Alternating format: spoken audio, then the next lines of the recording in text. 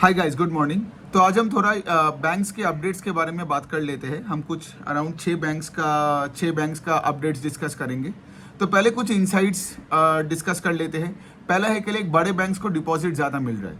सो बड़े बैंक्स का जिनका बड़े डिपॉजिट का बेस है, उनका डिपॉजिट का ग्रोथ इज हायर देन छोटे बैंक्स का डिपॉजिट का बेस। ये पहला इनसाइट। सेकेंड है कि अगर आप एक बैंक हो ना, तो अगर आप ये देखोगे तो customers are migrating now from gold lending NBFCs to banks. ठीक है, तो अगर आप देखोगे मन्नापुरम और मुथूट में जो प्रेशर आ रहा है, बिकॉज उनका गोल्ड लोन का यील्ड्स इतना ज़्यादा है, और अगर वहां से आज लोग शिफ्ट कर रहे हैं towards the gold segment in banks, because वहां पे यील्ड भी कम है and banks are being very very aggressive in gold.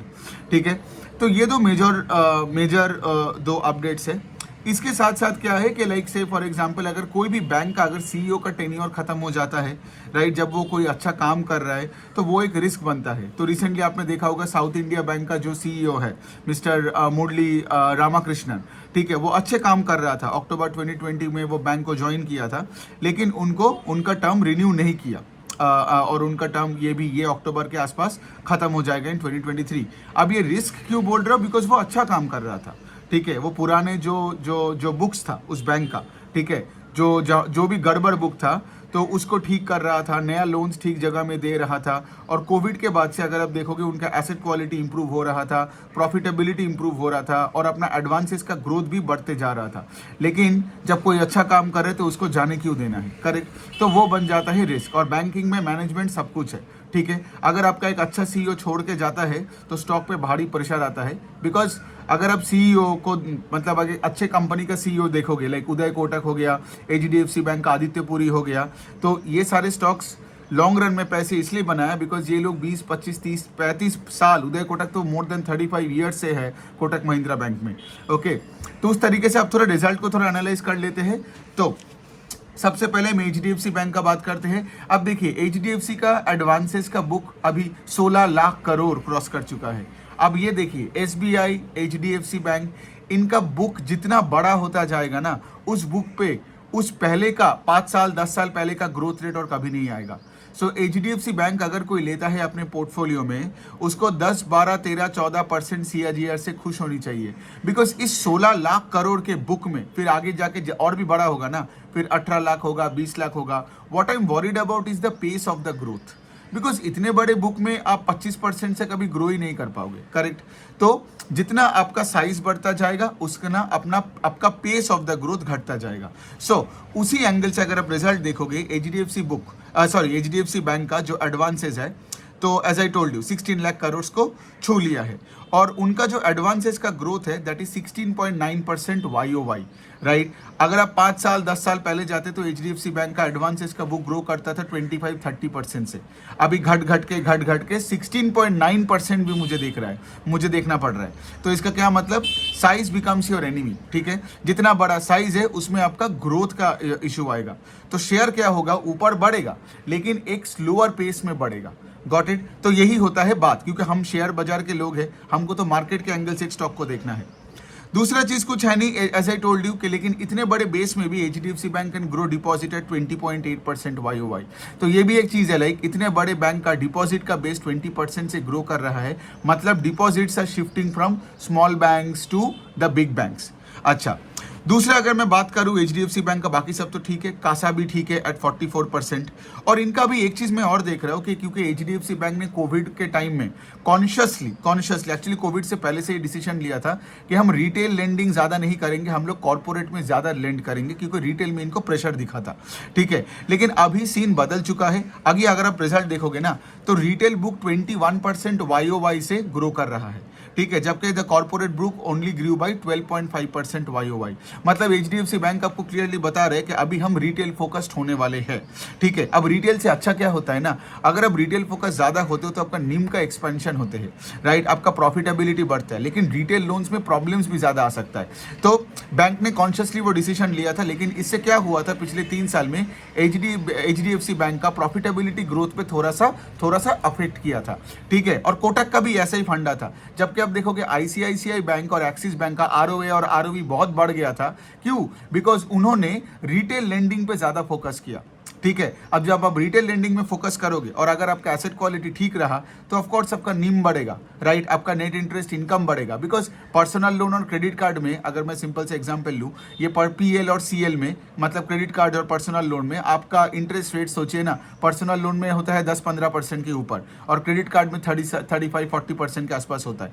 Corporate lending में अगर आपने टाटा ग्रुप को पैसा दिया तो कितना ही परसेंटेज मिलेगा, है ना, तो वो होता है बात, ठीक है। तो अभी HDFC बैंक का ये हो गया स्ट्रैटेजी।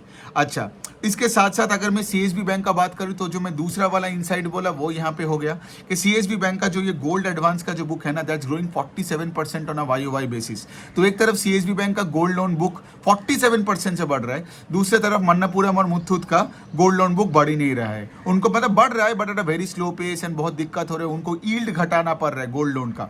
तो वो एक इशू है कि लोग आज क्या कर रहे हैं, बैंक्स अगर गोल्ड लोन में कोविड से पहले बैंक्स उतना एग्रेसिव नहीं होता था तो तब ये मन्नपुरम मुथूट का चलता था। अभी उनको भी समझ में आ गया कि अगर बैंक्स गोल्ड लोन में एग्रेसिव बन गया तो हमें अपना यील्ड घटाना पड़ेगा, और कोई अगर यील्ड घटाता है तो उनका प्रॉफिटेबिलिटी इफेक्ट होता है, ROA इफेक्ट होता है, ROE इफेक्ट होता है, तो स्टॉक के लिए भी अच्छा नहीं है। इसके साथ साथ अगर मैं इंडसइंड बैंक का बात करूं तो इंडसइंड बैंक का तो आपको पता ही होगा कि like almost 1/4 of the book of IndusInd bank, जैसे HDFC बैंक अगर देखोगे ना, यूनिवर्सल बैंक हर जगह लोन देते हैं, ठीक है, लेकिन इंडसइंड बैंक का 1/4 ऑफ द बुक आता है आपका ऑटो सेक्टर से। ट्रैक्टर हो गया, 2 व्हीलर्स हो गया, 4 व्हीलर्स हो गया, ठीक है। तो अगर ऑटो सेक्टर अच्छा करेगा तो इंडसइंड अच्छा करेगा, ठीक है। तो अब देखोगे तो कि इंडसइंड बैंक का भी एडवांसेस है 21% का ग्रोथ हुआ है on a YOY, and deposit का भी 15% ग्रोथ हुआ है ऑन अ YOY बेसिस।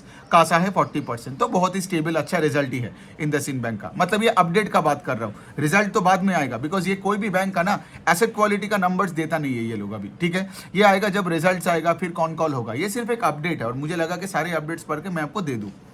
अच्छा, फेडरल बैंक का भी रिजल्ट अच्छा है। फेडरल बैंक मतलब जो केरला बेस्ड बैंक है, ठीक है, तो फेडरल बैंक का भी advances grew by 20% and deposits grew by 17%। तो फेडरल बैंक भी बहुत ही स्टेबल एक अच्छे रेट से ग्रो कर रहा है।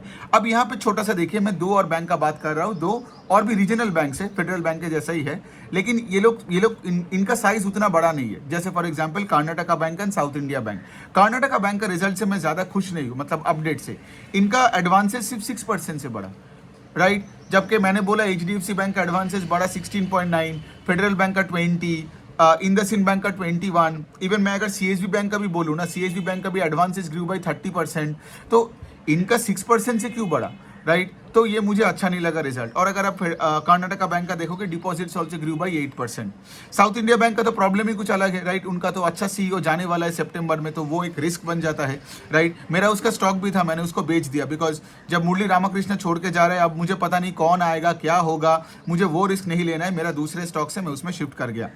लेकिन साउथ इंडिया बैंक का advances growth has been better than Karnataka Bank, it's at 16% on a YOY basis. लेकिन साउथ इंडिया बैंक का प्रॉब्लम क्या है, इनको डिपॉजिट्स नहीं मिल रहा है, तो इनका डिपॉजिट का growth on a YOY basis is hardly 2.8%, right. जबकि HDFC बैंक जिनका इतने बड़े बुक है, उसमें इनको डिपॉजिट का ग्रोथ मिल रहा है ऑन कितने में मिल रहा है, 20% का मिल रहा है डिपॉजिट का ग्रोथ, जबकि साउथ इंडिया बैंक को मिल रहा है ओनली 2.8%। तो इतना ही है अभी तक के लिए। अभी तो हम वेट करेंगे कि लाइक दूसरे अपडेट्स का, मतलब अभी तो रिजल्ट्स आने वाला है, तो रिजल्ट सीजन्स के लिए वेट करते हैं।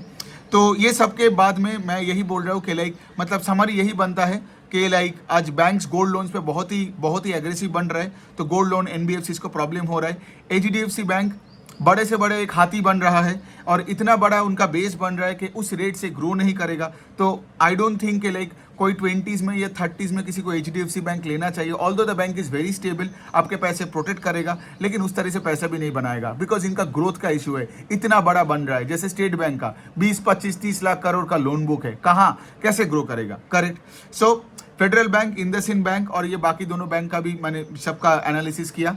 तो अगले एनालिसिस के लिए फिर मुलाकात होगा। Thank you so much for listening.